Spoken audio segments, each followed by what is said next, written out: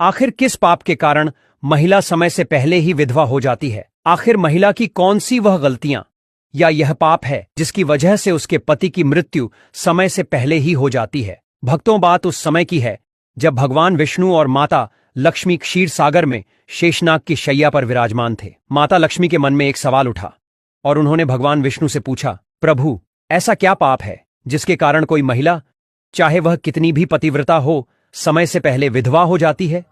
क्या इसके कोई संकेत पहले से मिलते हैं? और क्या कोई ऐसा अंग है जिससे यह पता चल सके कि कोई महिला विधवा होगी या नहीं? भगवान विष्णु ने मुस्कुराते हुए कहा, प्रिय लक्ष्मी, तुमने बहुत ही उचित सवाल पूछा है। यह सच है कि कुछ महिलाओं के भाग्य में समय से पहले विधवा होना लिखा होता है, भले ही वे कितनी भी पतिव्रता क्यों ना हो। एक खास पाप के कारण ऐसा होता है और उनके शरीर का एक अंग इसकी ओर इशारा भी करता है। लेकिन इस गहरे रहस्य को समझाने से पहले मैं तुम्हें एक कथा सुनाता हूं। इस कथा में तुम्हारे सारे सवालों के जवाब मिल जाएंगे। इसे ध्यान से सुनो भक्तों। भगवान विष्णु ने माता लक्ष्मी को एक बहुत ही सुंदर और गहरी कथा सुनाई जिसमें मानव जीवन के लिए कई महत्वपूर्ण, इसलिए इसे पूरा सुने।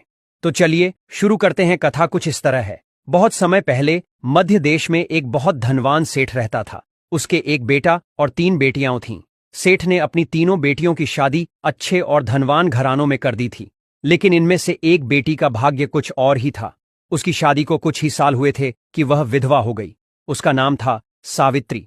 सावित्री बहुत सुंदर, गुणी और पतिव्रता थी, लेकिन उसके भाग्य में जो अशुभ लिखा था वही उसके साथ हो गया।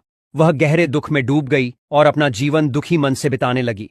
भक्तों, आगे बढ़ने से पहले अगर आप भी चाहते हैं कि माता लक्ष्मी का आशीर्वाद आपके ऊपर सदैव बना रहे, सावित्री के पति ने जब उससे शादी की थी तो उसने सिर्फ सावित्री की सुंदरता और उसके पिता की दौलत को देखा था, लेकिन बदकिस्मती से उसे जल्दी ही इस दुनिया को छोड़ना पड़ा। सावित्री के बचपन से ही उसके शरीर के कुछ अंगों पर ऐसे लक्षण दिखते थे जो उसके विधवा होने की ओर इशारा करते थे, पर किसी ने इस पर ध्यान नहीं दिया। भगवान विष्णु ने माता लक्ष्मी से कहा कि सावित्री को यह दुख पिछले जन्म के कर्मों की वजह से भोगना पड़ा। फिर उन्होंने कहा, देवी, अब मैं तुम्हें सावित्री के पिछले जन्म की कहानी सुनाता हूं।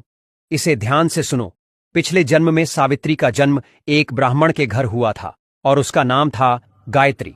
वह ब्राह्मण राजा का बहुत प्रिय था, जिसके चलते उसका घर धन दौलत से भरा रहता था। पास इतनी संपत्ति थी कि वह घमंडी और अभिमानी हो गया था। गायत्री उसकी इकलौती बेटी थी और वह उससे बेहद प्यार करता था।